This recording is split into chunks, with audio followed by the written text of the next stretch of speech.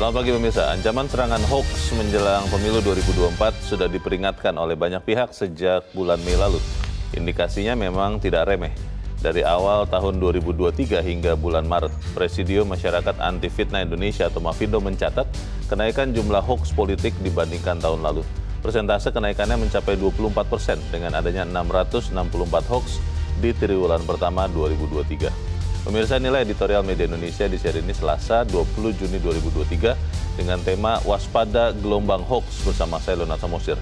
Dan Anda semua, para pemirsa bisa ikut menyatakan pendapat Anda dengan menelepon nomor telepon 021-583-99-100. Dan pemirsa, pagi ini telah hadir bersama saya, Ketua Dewan Redaksi Media Group, Elman Saragih. Bang Elman, selamat pagi.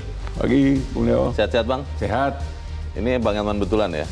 Bukan hasil AI ini ya, bukan hasil rekayasa, bukan ya? Teknik kecerdasan itu ya? Iya, karena kalau melihat hasil AI, kita susah membedakannya tuh Bang. Kemiripannya Sangat nyaris mirip. 100% ya? Iya, jadi jangan-jangan saya lihat Bang Elman ternyata orang yang lain begitu ya, atau bahkan tidak ada sama sekali orangnya. Sebelum kita bahas tentang hoax ini, Bang Elman dan pemirsa, kita lihat dulu ada beberapa berita yang diperhatikan Media Indonesia pada pagi ini. Yang pertama ini adalah headline Media Indonesia untuk hari ini.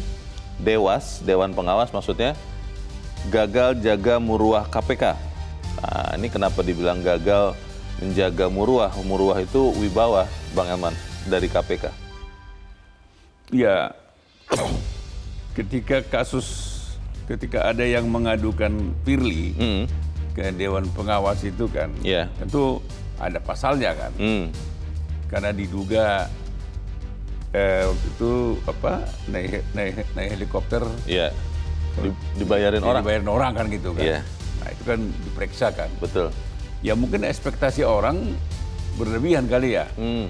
Berlebihan atau memang pantas kita mirip-mirip lah kan. Berlebihan kepada maksudnya komisioner untuk menjaga etikanya. Ya artinya mungkin bayangan masyarakat ini salah nih. Oke. Tetapi Dewan Pengawas memutuskan tidak ada yang salah. Ini terkait dengan pelaporan Endar ya? Iya. Itu antara lain, tapi juga ada pengaduan masyarakat. Oke. Baik. Nah, jadi kalau kita tentu harus menghargai keputusan Dewas ini. Ya kan, kita juga tidak punya alasan untuk tidak percaya kan. Tetapi mungkin saya sih berpikir ke depan ada bagusnya Dewan Pengawas di KPK itu tidak melekat. Maksudnya Bang? Dan tidak permanen.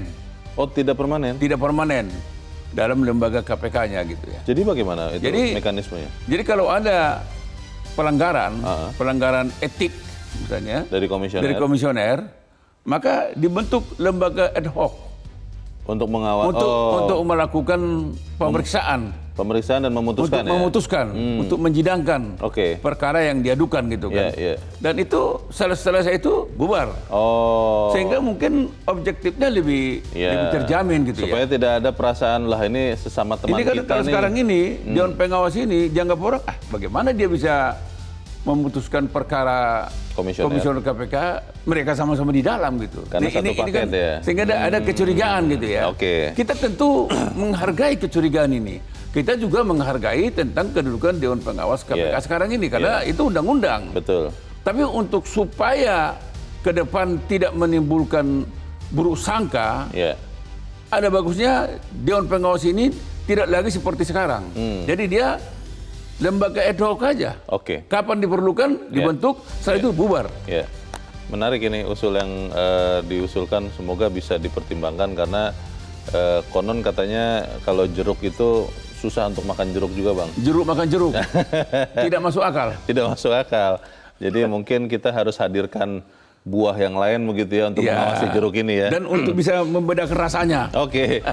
Kita harapkan ini boleh dipertimbangkan juga untuk menjaga muruah KPK. Kita ke berita selanjutnya di halaman 2 pemirsa terkait dengan rancangan undang-undang perlindungan pekerja rumah tangga. Di dalam berita ini dikatakan RUU PPRT tertahan di meja Puan. Puan ini maksudnya adalah Puan Maharani, pimpinan DPR. Ini kenapa tertahan ini Bang Elman? Ya, kalau ini benar tertahan, Bung Leo, sebetulnya tidak masuk akal kalau rancangan undang-undang perlindungan pekerja rumah tangga ini, karena ini ada 4 juta loh. 4 juta pekerja rumah tangga. Nah, dan mereka ini selama ini tidak terlindungi. Iya. Dan DPR juga tahu bahwa bagaimana perlakuan terhadap mereka. Tidak ada cuti, tidak ada bonus. Pokoknya pemutusan hubungan kerja sewaktu-waktu bisa, karena dia nggak ada undang-undang yang melindungi dia. Betul. Nah pertanyaannya, mengapa Dewan yang mewakili rakyat dan Dewan mestinya kan negarawan? Dia harus menganggap ini kepentingan rakyat, kepentingan bangsa. Atau karena dianggap hanya 4 juta bang dari 275 juta, itu tidak banyak lah. Jangankan 4 juta Leo, satu orang aja, saya masih ingat dulu Presiden Filipina Aquino, Cory Aquino itu ketika ada pekerja mereka mendapat perlakuan yang tidak baik di satu negara di Asia Tenggara ini, dia sendiri datang menjemput. Jadi satu orang pun jangan 4 juta. Nah, kita pertanyakan sebetulnya kenegarawanan DPR sekarang ini. Mengapa PPRT ini sampai hari ini tidak kunjung diundangkan? Bahkan belum dibahas. Sudah hampir 4 tahun. Sudah hampir 4 tahun. Ya, saya nggak tahu. Kecuali mungkin kalau memang partai tertentu nanti yang mengusulkan, kita nggak tahu. Tergantung pengusungnya itu Leo. Padahal di DPR itu kan Dewan Perwakilan Rakyat ya, bukan Dewan Perwakilan Parpol loh Bang. Ketika mereka terpilih, mereka tidak mewakili lagi partai, mewakili rakyat. Karena rakyatlah mereka duduk di Senayan itu. Betul. Atau mungkin jangan-jangan nanti minta komitmen begitu Bang, dari sekian juta dari PRT ini, kalau diberikan komitmen mendukung, ini jadi nih undang-undang nih Bang. Wah itu permainan biasa itu. Oke, kita harapkan wakil-wakil kita benar-benar memikirkan rakyatnya, bukan hanya kepentingan politik praktis begitu ya. Saya nggak yakin. Nggak yakin Bang? Rakyat itu hanya digunakan pada saat pemilu aja. Jadi pembantu rumah tangga ini, sekarang ini, semua akan mendatangi pekerja rumah tangga ini. Karena diperlukan suaranya. Nanti habis pemilu, ini lagi PPRT-nya akan dilupakan. Ini nanti dikasih janji bahwa ini akan segera jadi undang-undang, selesai pemilu janji lupa lagi. Palsu. Semoga tidak ya. Semoga tidak. Kita harapkan betul. Kita ke berita selanjutnya pemirsa, masih di halaman 2. Ini terkait dengan pertandingan sepak bola tim nasional Indonesia kemarin yang kalah 0-2 dari tim nasional Argentina. Berita ini ditulis mental squad Garuda dapat pujian. Ini maksudnya dapat pujian karena akhirnya kalah hanya 0-2 atau bagaimana nih Bang Eman? Karena banyak juga Pak perbincangan di masyarakat kan 5-0. Setidak-tidaknya Indonesia kalah 0-5. Begitu kan. Jadi dapat 2-0 sebuah prestasi kan. Walaupun sebetulnya dalam sebuah pertandingan namanya kalah tetap aja kalah.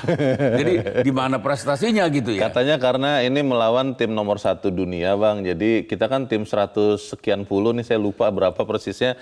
Jadi ya kalahnya hanya 2 gol saja itu sudah bagus sekali katanya begitu Bang. Kalau pendekatan itu yang selalu kita pakai Leo.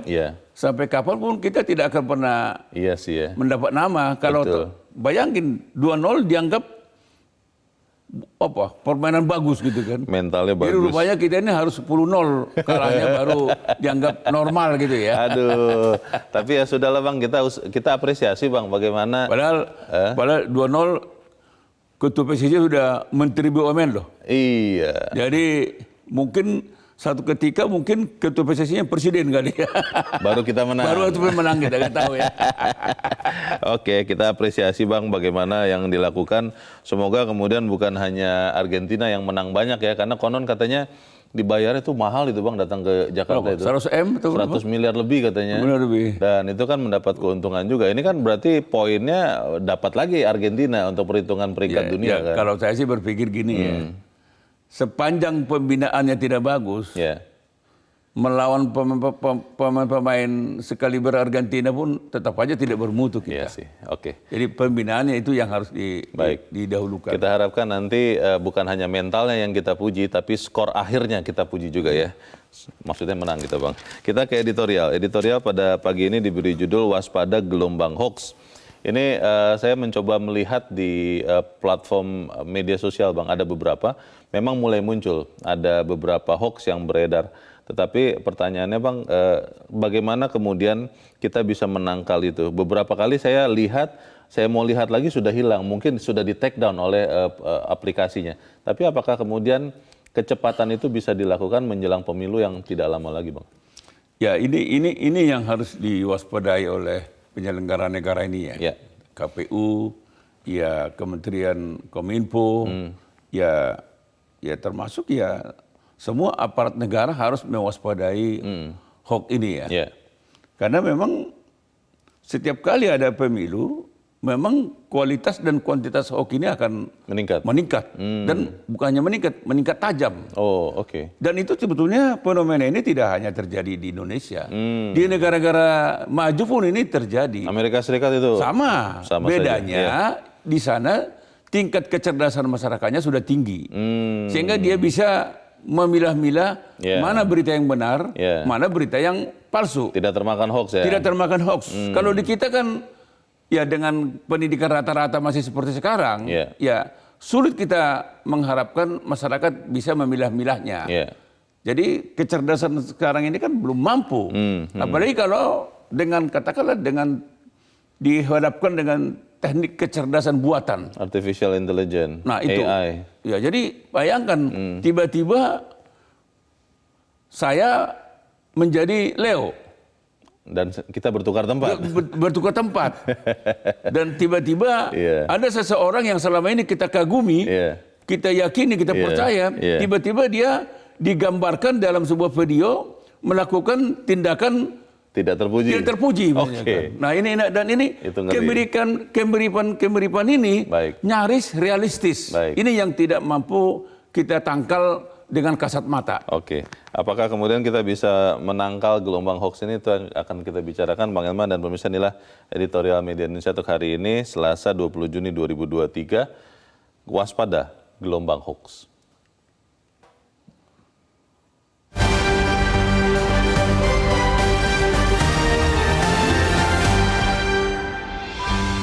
Waspada gelombang hoax.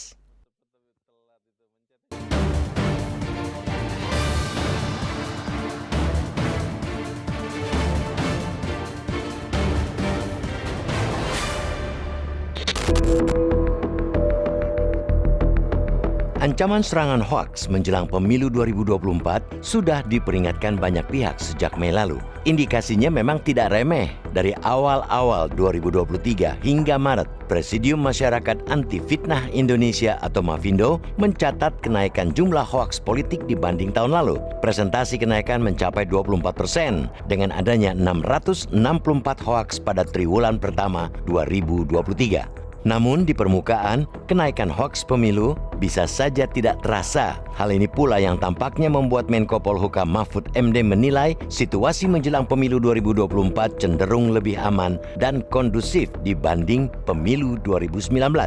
Dari kacamata Mahfud, pemilu 2019 sudah panas dengan isu SARA dan politik identitas sejak 3 tahun sebelumnya. Sementara menjelang 8 bulan pemilu 2024 ini, dua isu tersebut cenderung tidak mencuat. Situasi sosial yang aman dan kondusif memang kita harapkan. Namun, jangan pula hal itu membuat terlena. Berkaca dari ancaman-ancaman hoaks jelang pemilu yang juga terjadi di luar negeri, dunia sesungguhnya menghadapi ancaman baru. Pakar di Amerika Serikat telah memperingatkan dampak teknologi kecerdasan buatan atau Artificial Intelligence atau AI yang membuat hoaks kian licin dan abu-abu. Salah satu bentuk teknologi AI yang paling dikhawatirkan para pakar keamanan cyber adalah deepfake yang menghasilkan impersonasi audio maupun visual. Dengan AI pula, penyebaran deepfake itu bisa langsung kepada jalur komunikasi pribadi, baik email maupun telepon.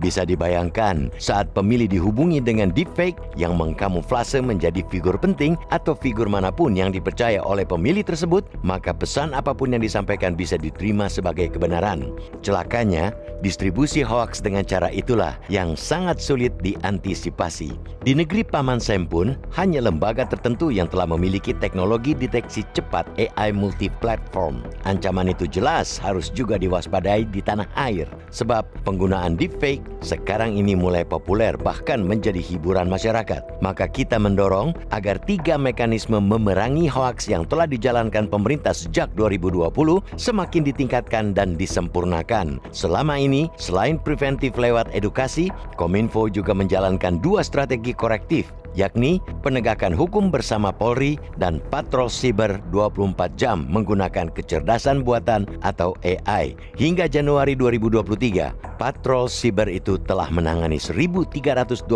hoaks politik.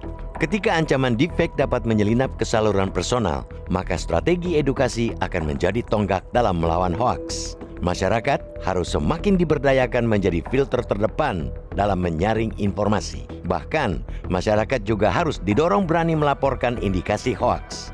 Tentu saja, peran aktif ini harus didukung dengan akses pelaporan yang semakin dimudahkan oleh pemerintah. Berikutnya, tentu saja penegakan hukum sesuai dengan Undang-Undang 19/2016 tentang perubahan atas Undang-Undang 11/2008 tentang informasi dan transaksi elektronik harus ditegakkan. Sesuai pasal 45 ayat 3 UU ITE 2016 disebutkan bahwa setiap orang yang dengan sengaja dan tanpa hak mendistribusikan dan atau mentransmisikan dan atau membuat dapat diaksesnya informasi elektronik dan atau dokumen elektronik yang memiliki muatan penghinaan dan atau pencemaran nama baik sebagaimana dimaksud dalam pasal 27 ayat 3 dipidana dengan pidana penjara paling lama 4 tahun dan atau denda paling banyak 750 juta rupiah. Pasal itu harus ditegakkan tanpa pandang bulu. Terlebih pada para peserta pemilu, berikut lembaga konsultan dan buzzer mereka yang menghalalkan cara-cara kotor, maka pidana terberat harus menjadi ganjaran.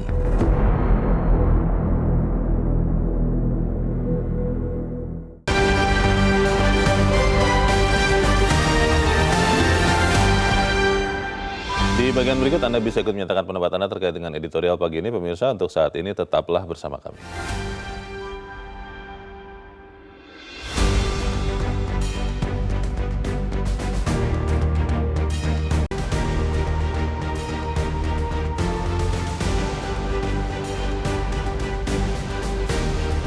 Terima kasih pemirsa, Anda masih bersama kami di Editorial Media Indonesia dan kita akan bertanya dulu Bang Eman sebelum kita berdiskusi. Kita sudah tersambung lewat saluran telepon dengan Direktur Eksekutif Perludem, Koirunisa Agustiati. Mbak Ninis, selamat pagi. Selamat pagi, Mas Leo. Ya, Mbak Ninis, kita mendapat informasi dari Mavindo ya, bahwa ada peningkatan hoax. Katanya sih lewat media sosial. Boleh diberitahu kepada kita, Mbak, itu sebetulnya betul apa tidak? Lalu paling banyak lewat media sosial yang mana ya? Ya, memang trennya di tahun politik meningkat ya, Mas, terkait penyebaran disinformasi atau hoax ini.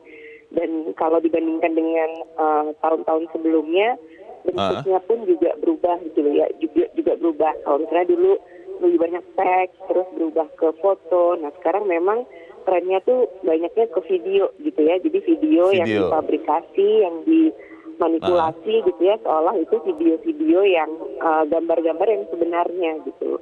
Nah, tersebarnya ya di platform-platform media sosial yang lebih banyak menampilkan video gitu ya. Yang paling banyak apa, Mbak? Ya misalnya seperti di YouTube saya rasa juga banyak gitu ya. TikTok YouTube ada. Yang TikTok juga ada.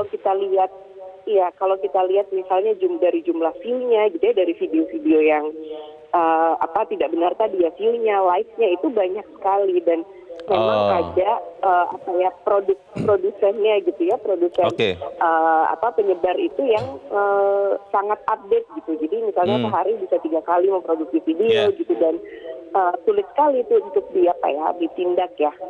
Itu sudah masuk atau sudah terlihat juga menggunakan AI itu tidak, Mbak? Kan kalau di luar negeri itu yang makin susah dibedakan ya. Nah, kalau di Indonesia sudah pakai AI atau belum, Mbak?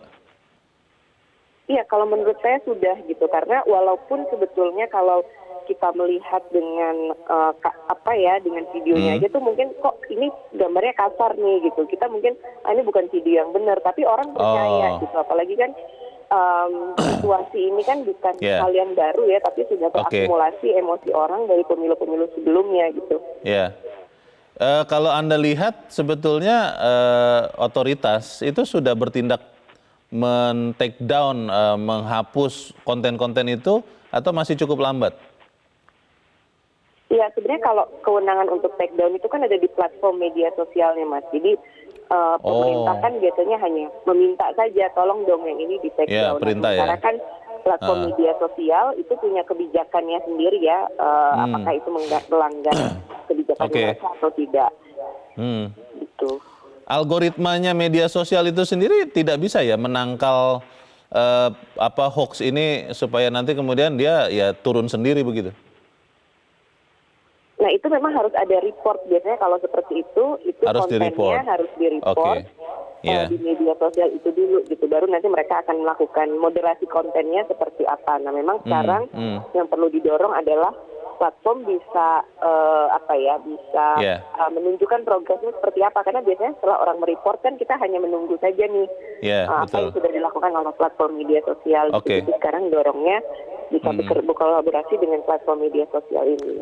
Mbak Ninis, ini pertanyaan terakhir Mbak, melihat makin meningkatnya hoax politik menjelang 2024 pemilu, kalau Anda lihat yang lebih efektif materi hoaxnya di take down saja, dihapus, pemerintah dan juga otoritas harus lebih aktif bergerak, atau kita bisa berharap kepada kecerdasan dari masyarakat yang melihatnya, pemilihnya, apakah mereka bisa ditingkatkan literasinya, yang mana yang lebih efektif Mbak menurut Anda?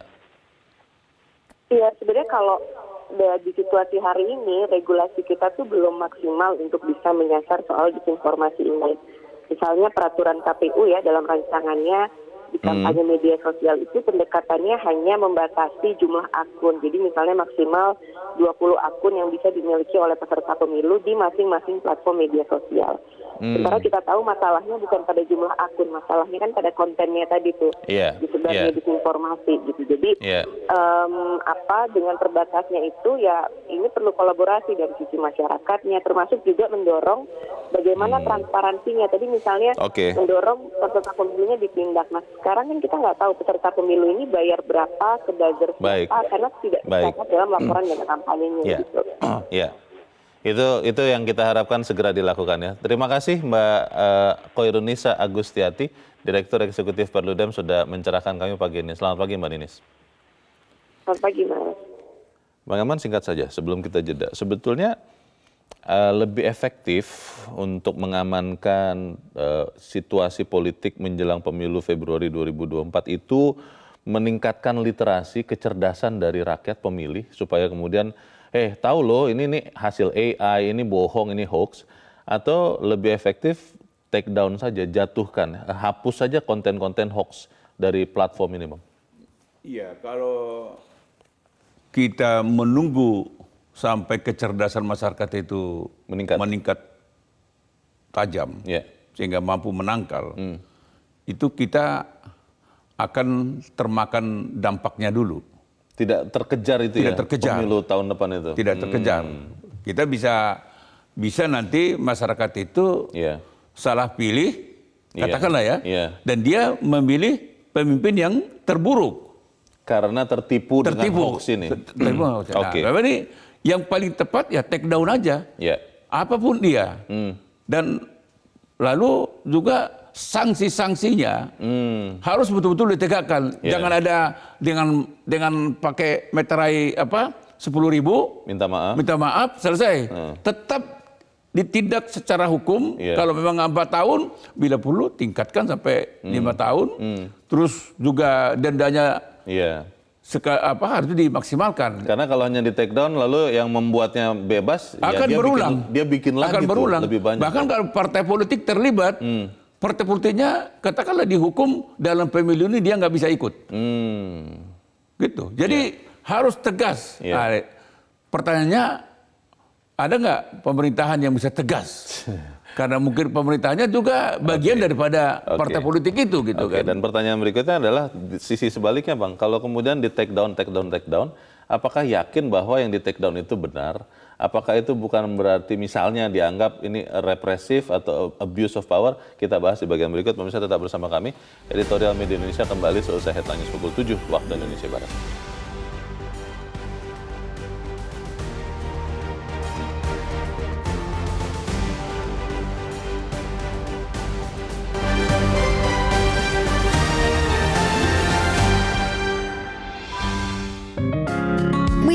Indonesia mengajak Anda untuk mengakses fitur premium e-paper. Dengan sajian konten berbasis intelektual dan meneguhkan kebangsaan, Media Indonesia tampil dengan lebih dinamis melalui e-paper Media Indonesia yang dapat Anda akses kapan saja, di mana saja. Caranya mudah, download aplikasi Media Indonesia di Android atau ketik link e-paper.mediaindonesia.com atau bisa scan QR code pada layar kaca Anda. Klik tab e-paper di bagian samping layar tablet Anda, daftarkan data diri, serta pilih paket berlangganan e-paper Media Indonesia sesuai dengan kebutuhan Anda. Nikmati juga bonus spesial tambahan 4 halaman rubrik fokus setiap hari. Semua bisa Anda dapatkan hanya di e-paper Media Indonesia. Untuk informasi lebih lanjut, hubungi customer service di nomor 0811 1201 2018 atau kunjungi media sosial @Media Indonesia. Media Indonesia, referensi bangsa. Terima kasih bisa Anda masih bersama kami di editorial Media Indonesia. Dan sebelum kita lanjutkan diskusi kita, Bang Eman, kita akan mendengarkan juga pendapat dari pemirsa Metro TV terkait dengan gelombang hoax ini. Kita saat ini sudah terhubung dengan pemirsa Metro TV di Pekanbaru Riau. Ada Pak Joni. Pak Joni, selamat pagi. Pagi, Pak Dinda redaksi, moderator ya. Pak Joni ya, dari Pekanbaru ya. Silakan Pak, pendapat Anda Pak terkait dengan gelombang hoax. Apakah Anda yakin bahwa hoax ini bisa ditangkal maksimal supaya kemudian kita tidak tersesat, atau seperti apa pendapat Anda? Silakan Pak Joni. Terima kasih. Terima kasih Dinda moderator atau Bapak. Ya, silakan Pak Joni, langsung Pak. Langsung Pak. Ya, sesuai tema bahwa pagi ini tentang hoax, tadi disampaikan oleh beberapa sumber juga bahwa satu literasi dan segala macam. Singkatnya, saya sebagai seorang Muslim itu tak lepas dari dosa, artinya dosa dan pahala. Kalau di Muslim itu, di Islam itu, membuat berita bohong ataupun memfitnah seseorang itu dosa besar. Apalagi juga sedangkan hanya membicarakan seseorang dengan kebenaran, itu juga namanya ghibah. Artinya ini menyangkut dosa. Artinya di sini yang paling penting adalah literasi terhadap yang sesuai dengan agama. Seorang penceramah ataupun khutbah ini harus lebih diefektifkan. Itu pertama. Yang terakhir, singkat, saya melihat gejala di daerah saya, ini Metro TV ini hanya bisa dijangkau oleh Kota Pekanbaru, sedangkan kabupaten sampingnya nggak bisa dijangkau. Di Sumatera Barat, saya pernah ke sana minggu yang lalu, juga tidak bisa dijangkau. Ini karena ada ide politik juga atau bagaimana? Tak bisa dijangkau, Pak. Itu saja, Pak. Perlu kita tanya nanti kepada otoritas yang berwenang. Tapi terima kasih Pak Joni dari Pekanbaru untuk pendapat Anda Pak untuk pagi ini. Selamat pagi Pak Joni. Di belakang Pak Joni ada pemirsa Metro TV di Kalimantan Utara. Ada Pak Yunus Luat. Pak Yunus, selamat pagi. Shalom, selamat pagi, salam sejahtera untuk seluruh warga NKRI tercinta. Salam sejahtera ya. Silakan Pak Yunus, pendapat Anda singkat. Mari kita berdamai dengan baik, bermain di politik ini dengan baik. Mohon izin kami masyarakat awam. Demokrasi adalah pilihan kita, kebebasan memilih. Jadi jangan ada hoak. Jangan ada yang hobinya merusak nama orang lain, memfitnah dan lain sebagainya. Tetapi ketika itu benar, ya silakan dan bisa diklarifikasi. Nah, jangan sampai kaku, apalagi elit politik dalam berebut kekuasaan. Itu sudah tidak baik. Kami berharap hentikan hoak. Jalani, ajarkan kepada kami warga masyarakat awam supaya berpolitik atau berdemokrasi. Misalkan dalam rumah tangga saja boleh berbeda karena itu demokrasi. Tidak bolehlah kita sampai berkelahi gara-gara itu. Mari bebas memilih sesuai demokrasi karena kita punya hak untuk memilih masing-masing yang terbaik. Jadi jangan merusak. Mudahan Indonesia ini aman, damai. Amin. Terima kasih Pak Yunus Luat di Kalimantan. Yang terbaik. Terima kasih Pak Yunus Luat di Kalimantan Utara untuk pendapat Anda Pak. Selamat pagi. Di belakang Pak Yunus Luat ada pemirsa Metro TV di Bengkulu, ada Pak Edward. Pak Edward, selamat pagi. Selamat pagi Bung Leonard, selamat pagi Bung Hilman. Selamat pagi Pak Edward, silakan Pak. Jadi begini, seharusnya pemilu itu kan pesta rakyat. Yang diadakan tuh kontestasi, bukan kompetisi. Jadi kalau kontestasi, menampilkan yang baik-baik, yang indah-indah. Sehingga masing-masing calon, masing kandidat itu menunjukkan gagasannya yang bakal memajukan bangsa, meningkatkan kesejahteraan bangsa, melindungi bangsa. Itu ya harusnya, nggak boleh saling jelek-jelekan. Kita sepakat dengan apa yang disampaikan oleh Wakil Presiden. Indonesia ini perlu keamanan, kedamaian agar bisa jadi negara maju. Karena kita sudah punya modal SDM yang luar biasa, punya sumber daya alam yang luar biasa. Tinggal pengelolanya yang benar.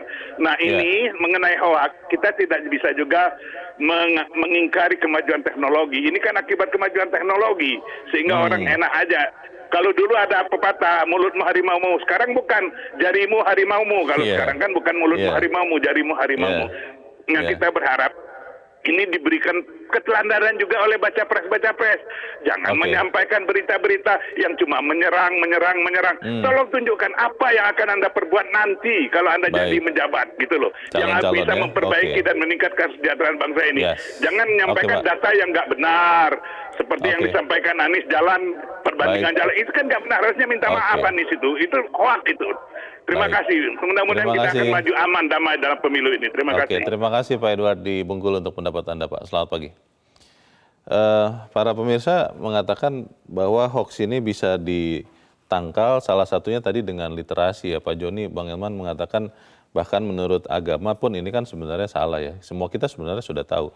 Tapi kan tetap terjadi. Bagaimana Bang Elman? Ya memang nafsu kekuasaan itu, nafsu ingin berkuasa itu membuat orang jadi buta semuanya.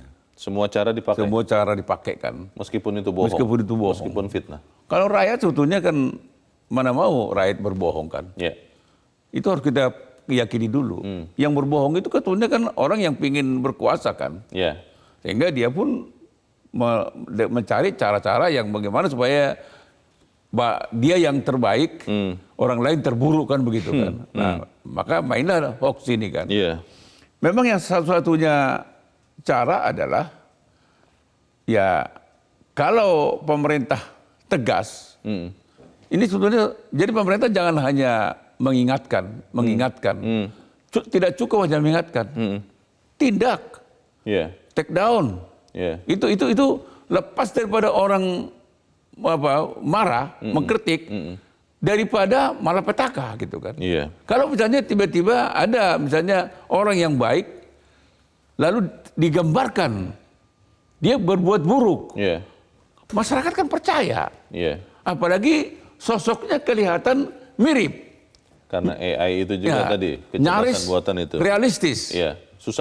Susah membedakan yang palsu dan yang benar. Dan inilah sebetulnya kan teknik kecerdasan buatan itu kan. Nah, memang oleh karena itu pemerintah harus mampu menyediakan sarana dan prasarana untuk menangkal ini. Walaupun sekarang ini kan tidak mudah. Tapi dia harus lakukan tindakan preventif. Ya take down. Terserah, ada yang marah silakan. Supaya pemilu nanti itu betul-betul mampu menjadi pesta rakyat. Pesta demokrasi. Memang apa kata Pak tadi yang dari Bengkulu, Pak Edward itu memang jari tangan ini menjadi harimau sebetulnya. Jadi sumber dosa juga sumber dosa kan. Sekarang hari-hari ini. Nah, oleh karena itu masyarakat kalau dia melihat ada yang janggal, maka satu-satunya jalan jangan diteruskan. Jangan disebarkan. Jangan disebarkan. Kan kadang-kadang begitu Bang, saya tidak tahu ya kebenarannya ya, tapi saya dapat tapi di-share juga. Jangan di-share, jangan disebar. Karena memang pada saatnya ya, hasil survei mengatakan, memang masyarakat kita ini memang tidak risau memproduksi hoax dan menyebarkannya, mendistribusikannya. Tidak risau. Tidak ada kerisauan. Ya ini karena memang ya dianggapnya itu ya bagian daripada kehidupan normal. Ya kehidupan normal kan. Karena tidak dosa itu. Tidak dosa karena memang Pak Joni. Tingkat kecerdasannya itu kan masih sampai di situ gitu kan. Ini tantangan kita ke depan. Nah, sinilah sebetulnya peran pemerintah dan peran tokoh-tokoh masyarakat dan peran para petinggi-petinggi, terutama partai politik.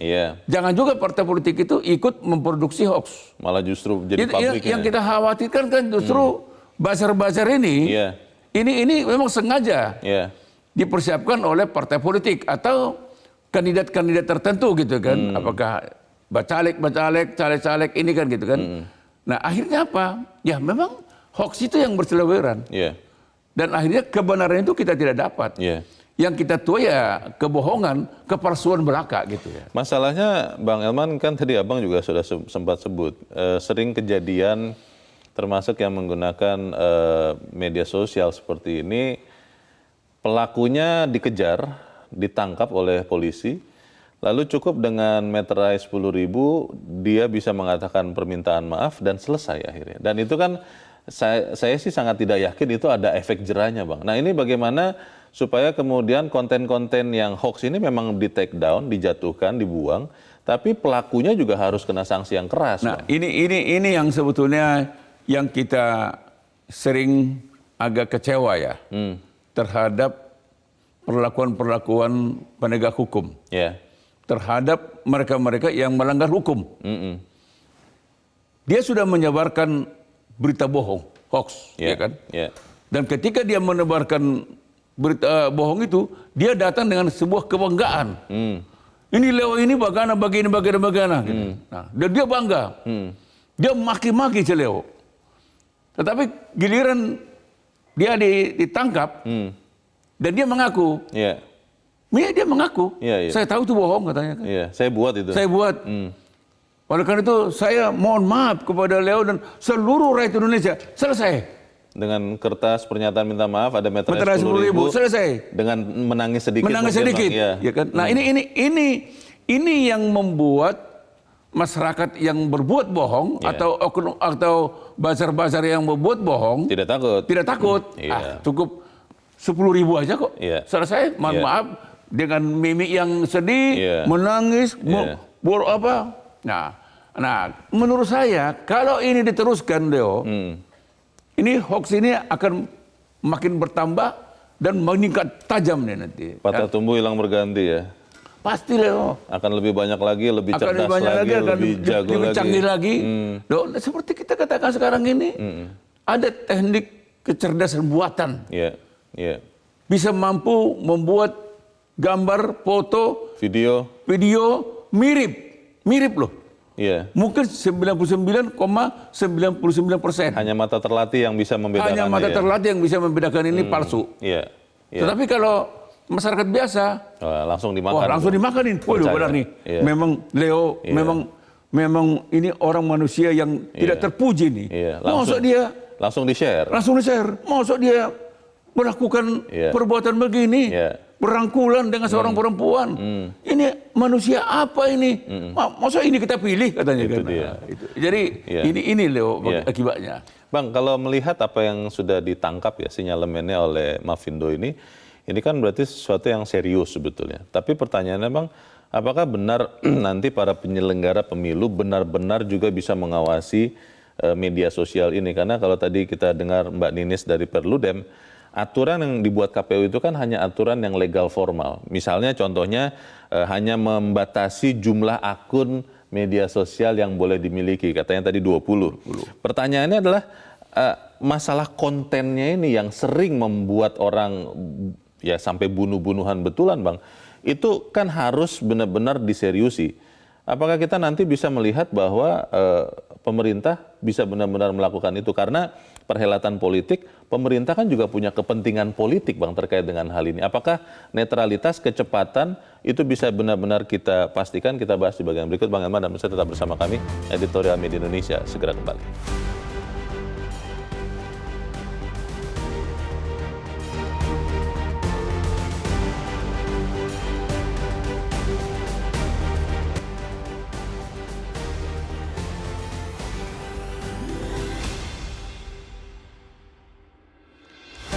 Terima kasih Mirsa, Anda masih bersama kami kita ada di bagian akhir dari diskusi kita di pagi ini.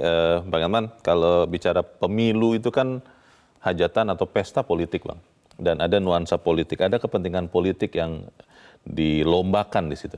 Nah pertanyaannya Bang, apakah kemudian ketika mengawasi konten-konten hoax yang berbau politik ini, pemerintah dan juga segenap lembaga terkait benar-benar bisa objektif, bisa netral untuk menjatuhkan konten-konten ini? Karena kalau kemudian kita melihat ada juga kepentingan politiknya, jangan-jangan nanti memilah-milahnya juga. Yang konten hoax itu tidak semuanya dijatuhkan. Bagaimana Bang?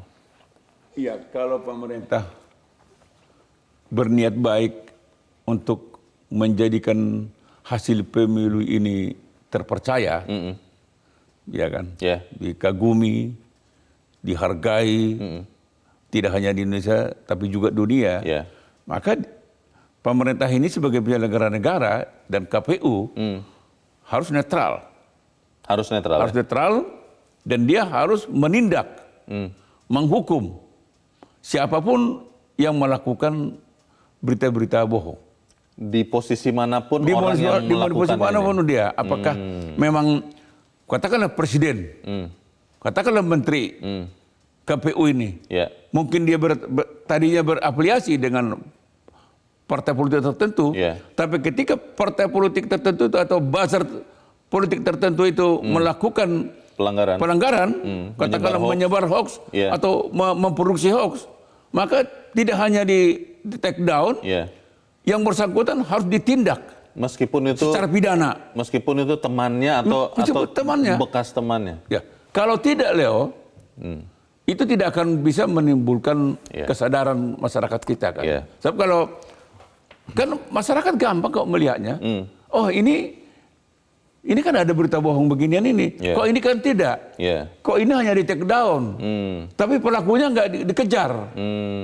Kan tidak hanya cukup di take down. Pelakunya juga harus dikejar, Leo. Produsennya harus dikejar.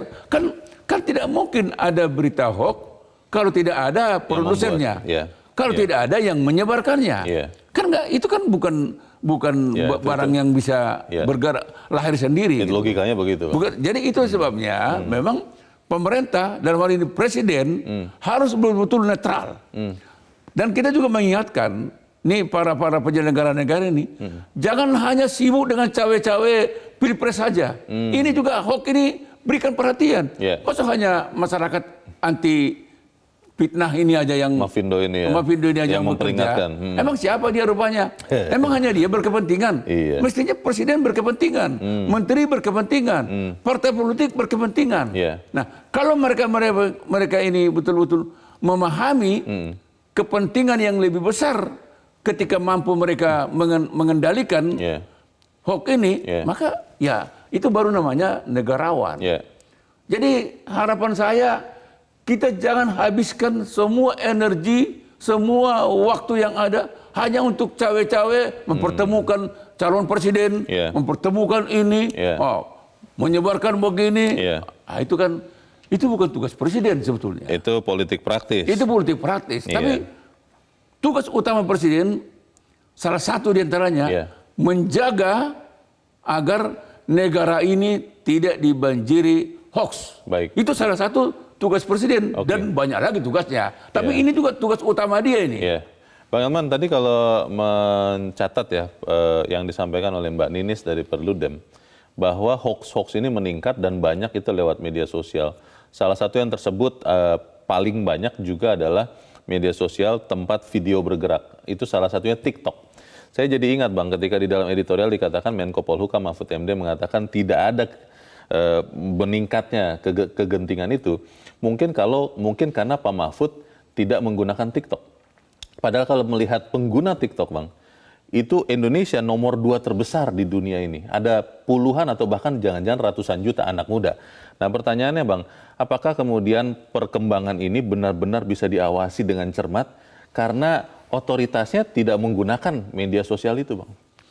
Ya memang ya sulit ya Bung Leo ya. Kalau penyelenggara negara juga tidak khawatir seperti kekhawatiran Mafindo, ya aneh juga. Kan sebetulnya kan Mafindo apa sih kepentingannya? Dia kan lembaga netral.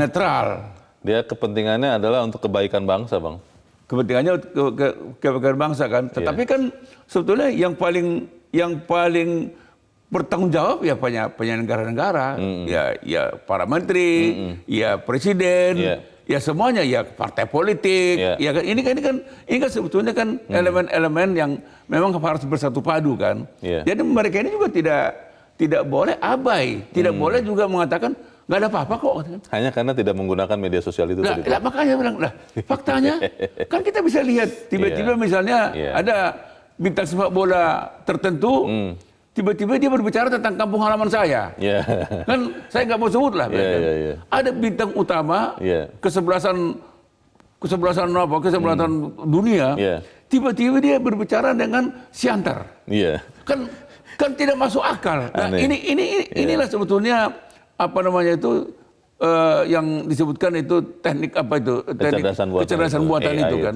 Nah, masa itu nggak dipahami oleh kepala negara, para menteri kan aneh juga kalau apa kan. Ya berarti kita siap-siap aja. Dalam pemilu yang akan datang, seperti yang saya katakan di awal tadi itu, bisa-bisa kalau kita nggak waspada, rakyat itu akan salah pilih loh. Dan yang terpilih justru yang terburuk. Karena salah pilih. Karena hoax ini. Karena hoax. Yang tadinya dia pikir, ini Leo ini, memang ini calon pemimpin terbaik. Ternyata yang bicara itu Elman kan gitu kan. Semoga masyarakat benar-benar bisa terhindar dari kesesatan karena hoax ya Bang ya. Mudah-mudahan dia ya. Mudah-mudahan. Makanya kita bilang, ya presiden, ya para menteri jangan tidur. Fokus. Mengerjakan ini salah satu tugas utama dia.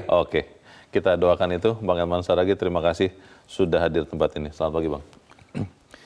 Pemirsa, situasi sosial yang aman dan kondusif kita harapkan. Tapi jangan pula hal itu membuat kita terlena. Masyarakat harus didorong untuk berani melaporkan indikasi hoax yang terjadi menjelang pemilu 2024.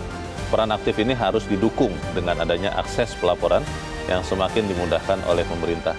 Mari kita hati-hati melihat berita yang bisa jadi itu adalah bohong sama sekali. Saya Leonard Samosir berterima kasih Anda sudah menyimak editorial Media Indonesia pagi ini. Terus jaga kesehatan Anda dan nurani Anda. Selamat pagi, sampai jumpa.